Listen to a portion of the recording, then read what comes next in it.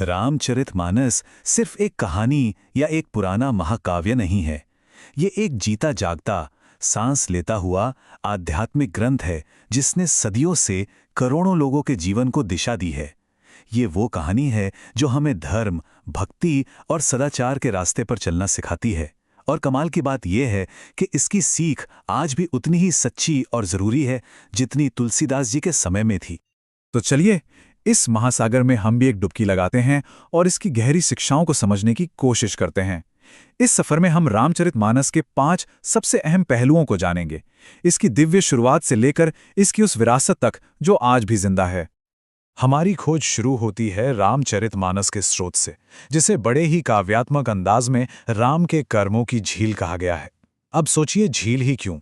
क्योंकि ये सिर्फ घटनाओं का एक ब्यौरा नहीं है, बल्कि ज्ञान और प्रेरणा का एक गहरा भंडार है जिसमें हर कोई अपने हिसाब से गोता लगा सकता है।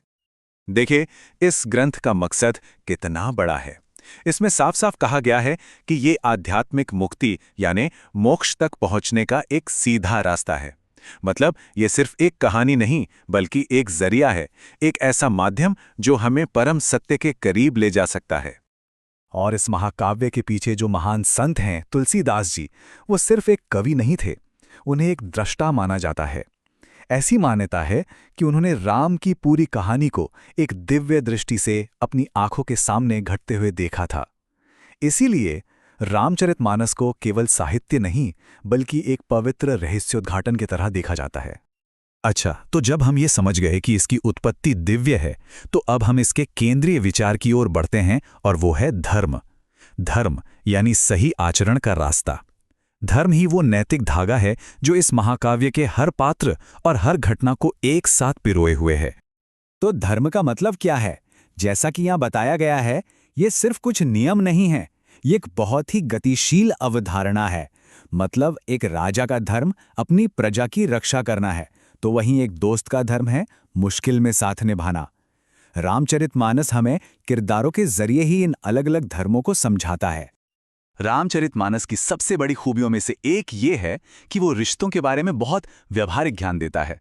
यह हमें सिखाता है कि अच्छे और बुरे में फर्क कैसे करें। तो चलिए इसी से जुड़ा एक बहुत ही दिलचस्प उदाहरण देखते हैं। एक अच्छे और एक बुरे दोस्त में क्या अंतर होता है? यहां देखिए कितनी सीधी और साफ पहचान बताई गई है। एक बुरा दोस्त वो है जो मुंह पर तो मीठा बनता है पर दिल में कपट रखता है। वहीं दूसरी तरफ एक अच्छा दोस्त वो है जो ईमानदार है, अपनी ताकत के हिसाब से मदद करता है, और सबसे बड़ी बात, मुसीबत में 100 गुना ज्यादा प्यार दिखाता है। ये एक छोटी सी बात हमें अपने जीवन में सही लोगों को पहचानने में बहुत मदद कर सकती है। रामचरितमानस में हर मुख्य पात्र धर्म के किसी न किसी रूप का एक आदर्श है। राम एक आदर्श राजा हैं जो प्रजा के लिए अपना सब कुछ त्याग देते हैं। सीता एक आदर्श पत्नी है जिनकी निष्ठा और भक्ति अटूट है। और हनुमान तो आदर्श भक्त हैं ही, जिनकी निस्वार्थ सेवा और समर्पण की कोई मिसाल नहीं। धर्म के रास्ते के साथ साथ रामचरितमानस एक और भी शक्तिशाली मार्ग पर जोर देता है, और वो है भक्ति यानी शुद्ध समर्पण का मार्ग।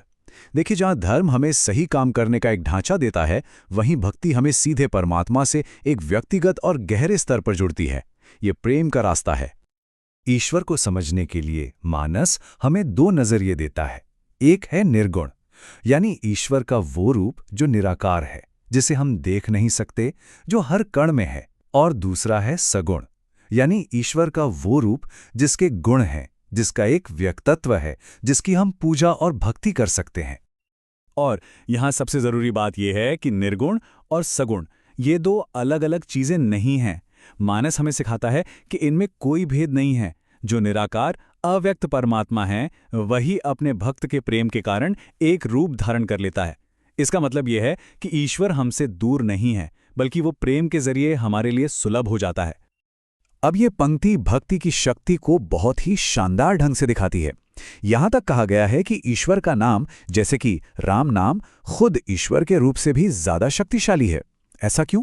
क्योंकि नाम में परमात्मा का पूरा सार समाया हुआ है, और जब हम उस नाम को जपते हैं तो हम सीधे उस परम चेतना से जुड़ जाते हैं। तो धर्म और भक्ति की ये जो सारी गहरी बातें हैं, ये हमें महाकाव्य के सबसे बड़े टकराव की तरफ ले जाती हैं। धर्म और अधर्म के बीच की लड़ाई। और ये लड़ाई सिर्फ बाहर की नहीं है, ये असल में हर इंसान के अंदर चल रही अच्छाई और बुराई की लड़ाई का प्रतीक है। इस संघर्ष में एक तरफ है राम के दूत अंगद, जो रावण के दरबार में सच बोलने का साहस दिखाते हैं। वो अहंकारी रावण को चेतावनी देते हैं, उसे राम की शक्ति की याद दिलाते हैं और कहते हैं कि तुम 20 आंखें होते हुए भी अंधे हो। अंगद के ये शब्द साहस और धर्म का प्रतीक हैं। और रावण का जवाब सुनिए। वो अहंकार में इतना डूबा हुआ है कि अंगद की चेतावनी को तिरस्कार से खारिज कर देता है। वो अपनी ताकत के आगे कुछ देख ही नहीं पाता। रावण की ये प्रतिक्रिया उस घमंड और अज्ञान को दिखाती है जो अधर्म के रास्ते पर चलने से आता है। तो लंका का युद्ध सिर्फ एक जमीन की लड़ाई नहीं थी। ये विनम्रता और अहंकार, धर्म और अधर्म के बीच की एक बहुत बड़ी नैतिक लड़ाई बन जाती है। राम और उनकी सेना धर्म की ताकतों का प्रतीक हैं, तो रावण और उसके राक्षस अधर्म की ताकतों का। और ये युद्ध हमें सिखाता है कि अंत में जीत हमेशा अच्छाई की ही होती है। तो जब युद्ध जीत लिया गया और दर्शन की बातें हो गईं, तो आखिर में रामचरितमानस का स्थायी संदेश क्या है? वो कौन सी सीख है जो ये महाकाव्य हमें देकर जाता है, जो आज भी हमारे जीवन में उतनी ही प्रासंगिक है? चलिए इसकी जो मुख्य सीख है उन पर एक नज़र डालते हैं। सबसे पहले ये कि अच्छाई की हमेशा बुराई पर जीत होती है। दूसरा, अटूट भक्ति में बहुत गहरी शक्ति होती है। तीसरा, अपने धर्म के रास्ते पर चलना बहुत जरूरी है। और ये कि मोक्ष प्रेम के माध्यम से पाया जा सकता है और परमात्मा अपने भक्तों के लिए ही रूप धारण करता है।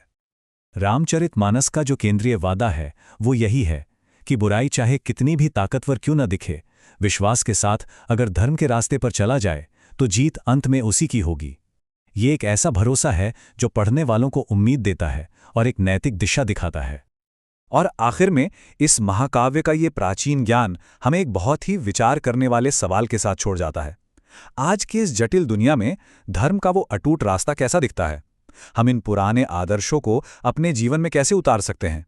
मानस हमें कोई बना बनाया जवाब नहीं देता, लेकिन हाँ, इन सवालों के जवाब खुद खोजने के लिए एक ढांचा और बहुत सारी प्रेरणा जरूर देता है।